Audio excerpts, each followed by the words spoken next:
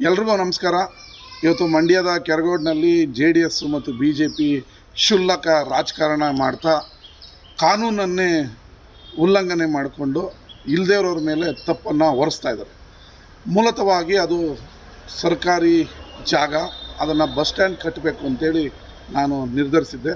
ಕಳೆದ 20 ದಿನಗಳ ಹಿಂದೆ ಆ ಜಾಗಕ್ಕೆ ಹೋಗಿ ನೋಡಿ ಆ ಯುವಕರು, ಜನತಾದಳದ ಯುವಕರು ಬಂದು ಇಲ್ಲೊಂದು ಗಡ್ಗಂಬ ನೆಡ್ತೀವಿ ಅಂತ ಹೇಳಿದ್ರು. ನಾನು ಹೇಳಿದೆ, ಇಲ್ಲಿ 2 ಕೋಟಿ ರೂಪಾಯಲ್ಲಿ ಹೈಟೆಕ್ ಬಸ್ ನಿಲ್ದಾಣನ ಮಾಡೋಣ, ಕೆರಗೋಡು ಜನಕ್ಕೆ ಒಳ್ಳೆಯದಾಗುತ್ತೆ, 70 ವರ್ಷದಿಂದ ಬಸ್ ಸ್ಟ್ಯಾಂಡ್ ಇಲ್ಲ ಅಂತ ಹೇಳಿದೆ.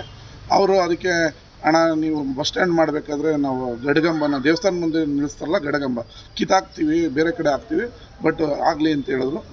ಆದರೆ ನಾನು ಅವ್ರಿಗೆ ನೇರ ಹೇಳಿದೆ, ಇಲ್ಲಿ ಬಸ್ ಸ್ಟ್ಯಾಂಡ್ ಕಟ್ಟೋಣ ಅಂತ. ಆಮೇಲೆ ಸರ್ಕಾರಿ ಗ್ರಾಮ ಪಂಚಾಯತಿಗೆ ಒಂದು ಲೆಟ್ರನ್ನು ಕೊಟ್ಟು ನಾವು ರಾಷ್ಟ್ರಧ್ವಜ ಅಥವಾ ರಾಜ್ಯ ಧ್ವಜ ನೆಡ್ತೀವಿ ಅಂತ ಪರ್ಮಿಷನ್ನ ತೊಗೊಂಡಿದ್ದಾರೆ. ಆದರೆ ರಾತ್ರೋರಾತ್ರಿ ಕೇಸರಿ ಧ್ವಜ ನೆಟ್ಟು ಈಗ ಇಲ್ಲದ ರಾಜಕೀಯವನ್ನು JDS BJP ಅವರು ಮಾಡ್ತಾಯಿದ್ದಾರೆ. ನಾನು ಇಷ್ಟೇ ಹೇಳೋದು, JDS BJP ಅವರು, ನೀವು ರಾಷ್ಟ್ರ ಪ್ರೇಮಿಗಳು, ಭಾರತದ ಧ್ವಜವನ್ನು ಹಾಕಲು ಯಾಕೆ ಬಿಡ್ತಾ ಇಲ್ಲ? ನೀವು ಖಾಸಗಿ ಜಾಗದಲ್ಲಿ ಭಾಗಧ್ವಜವನ್ನು ಅಥವಾ ಕೇಸರಿ ಧ್ವಜವನ್ನು ನೆಡೋದಿದ್ರೆ ನಾನೇ 2 ಲಕ್ಷ ರೂಪಾಯಿಯನ್ನು ಕೊಡ್ತೀನಿ. ಆದರೆ ಅದು ಸರ್ಕಾರಿ ಜಾಗ, ಇದು ದೇಶಕ್ಕೆ ಒಂದು ಕಾನೂನು, ನಿಮಗೆ ಒಂದು ಕಾನೂನು ಆಗಲ್ಲ. ಈ ಮಧ್ಯೆ DSSನವರು ಅಂಬೇಡ್ಕರ್ ಧ್ವಜ ನೆಡ್ತೀವಿ ಅಂತ ಪರ್ಮಿಷನ್ ಕೇಳಿದ್ದಾರೆ. ನಂತರ ರೈತ ಸಂಘದವರು ನಮ್ಮ ಧ್ವಜ ಹಾಕ್ಬೇಕಂತ ಕೇಳಿದ್ದಾರೆ. ಕನಕದಾಸ ಯುವ ಸೇನೆಯವರು ನಮ್ಮ ಧ್ವಜ ಹಾಕ್ಬೇಕಂತ ಕೇಳಿದ್ದಾರೆ.